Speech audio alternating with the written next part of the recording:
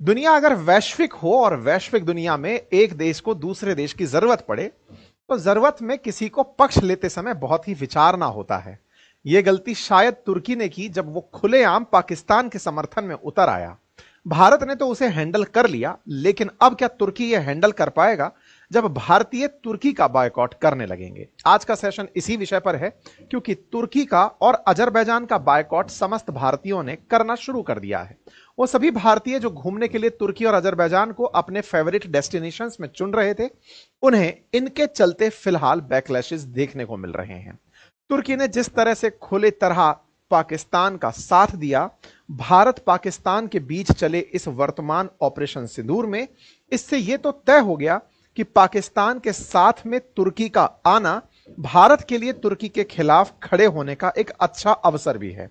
एक ऐसा ही और देश निकलकर आया जिसका नाम है अजरबैजान, जहां पर भी पाकिस्तान के समर्थन में नारेबाजी हुई और वहां के लोगों ने इसे सेलिब्रेट किया। ऐसे में भारतीय वर्तमान में इस विचार के साथ हैं कि क्यों ना हमें तुर्की का और अजरबैजान का पाकिस्तान प्रेम के चलते बायकॉट कर दिया जाना चाहिए। वस्तुओं का बायकॉट शुरू हो चुका है, अब ट्रैवल की बारी है। यही कारण है कि हेडलाइंस बनती हैं कि इंडियंस ने जो तुर्की और अजरबैजान घूमने जाने वाले थे, उन्होंने अपनी ट्रिप्स को कैंसिल करना शुरू कर दिया है।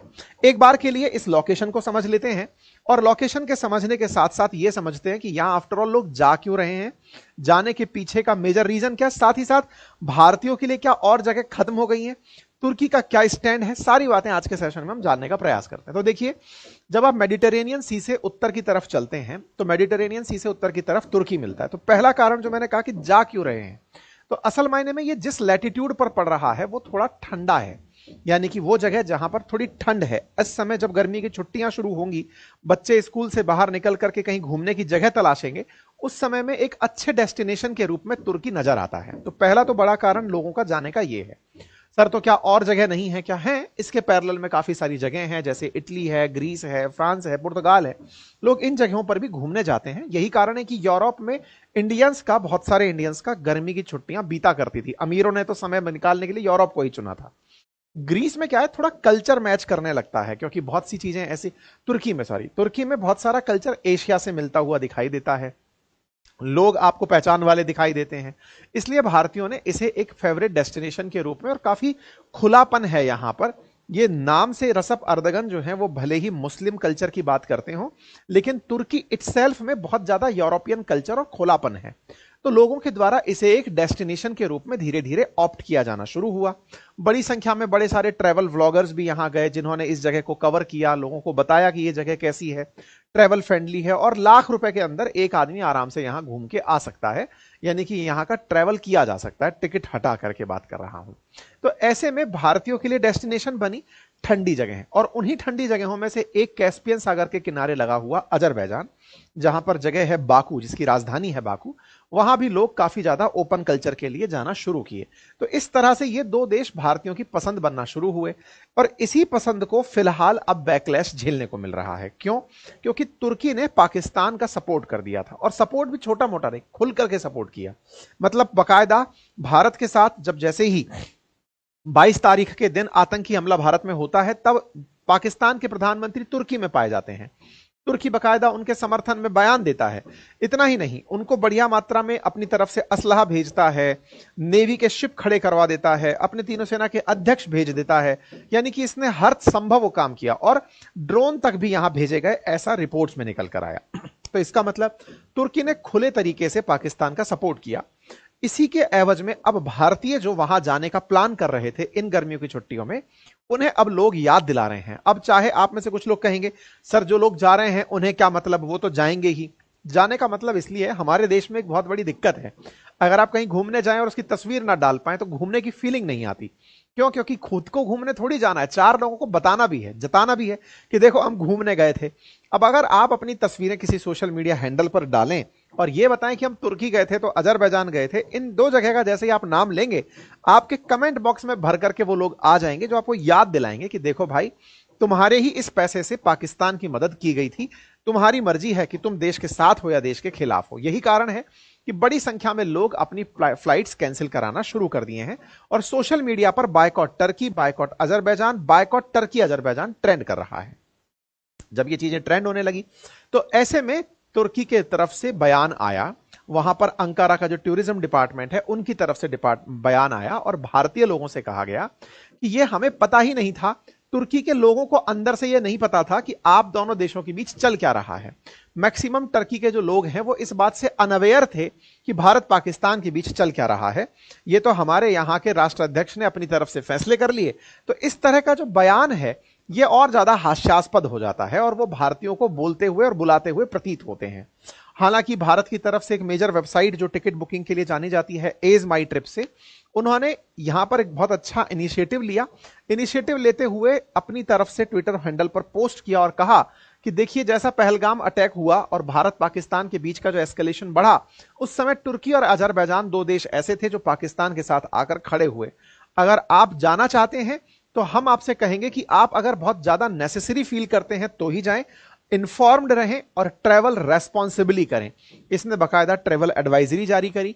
टिकट बुकिंग करने में जब आप पहुंच ही रहे होते हैं उस समय पर ये इंपॉर्टेंट इंफॉर्मेशन डालकर लोगों को याद दिलाना शुरू करते हैं कि we encourage travel to these countries only if necessary, stay informed and make responsible decisions.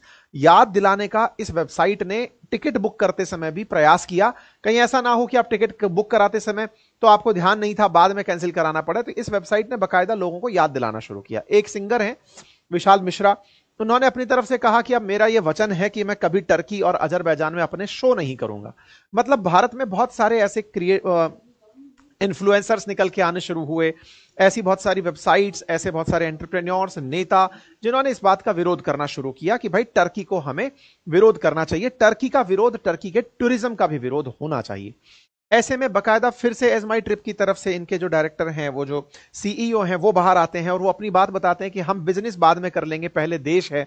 तो देशभक्ति के भाव को इन्होंने जताते हुए कहा। और कुछ लोग और आए जिन्होंने यहां तक कहा कि टर्की की जगह ग्रीस को चुन लीजिए जाने के लिए। अच्छा, ये बात भी इंपॉर्टेंट है जो आप सबको पता हो कि टर्की और ग्रीस के बीच में बहुत ज्यादा बवाल चलता रहता है।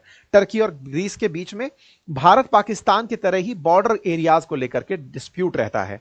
ग्रीस जाकर के आप टर्की को काउंटर कर सकते हैं। नंबर दूसरा, साइप्रस का समर्थन भारत करके टर्की को जवाब दे सकता है, क्योंकि टर्की और साइप्रस के बीच भी काफी कुछ कलेश मचा रहता है। ऐसे में टर्की को यहां से काउंटर करने के लिए ऑफर किया जा रहा है लोगों को कि आप ग्रीस घूम आइए, साइप्रस घूम आइए और वहां से टर्की को आप चढ़ा दीजिए।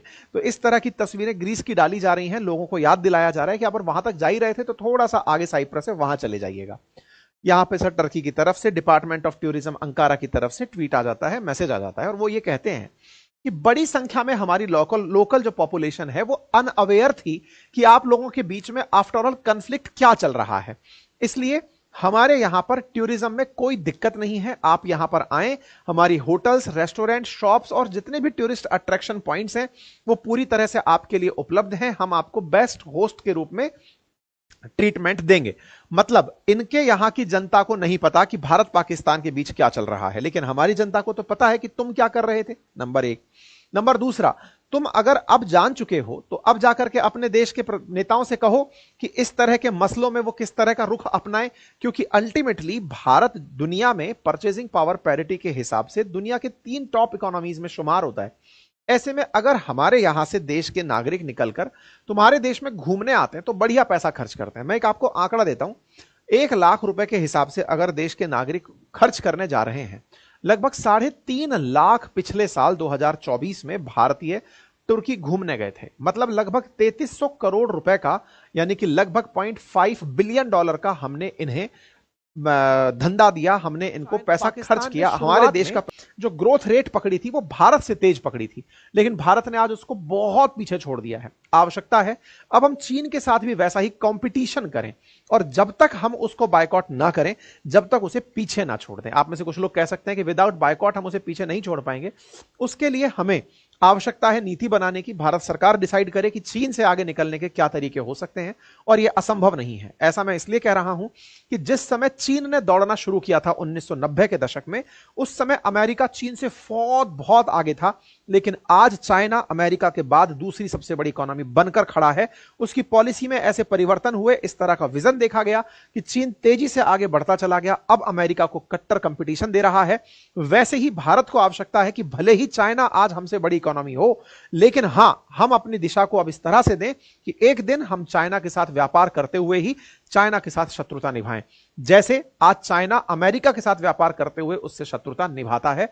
तो हमें इस तरह का कुछ रास्ता निकालना होगा, चाइना का भी इलाज कर दिया जाएगा। बाकी फिलहाल के लिए इतना ही। जानकारी पसंद आई हो तो इसे जरूर साझा करें, और हां, अगर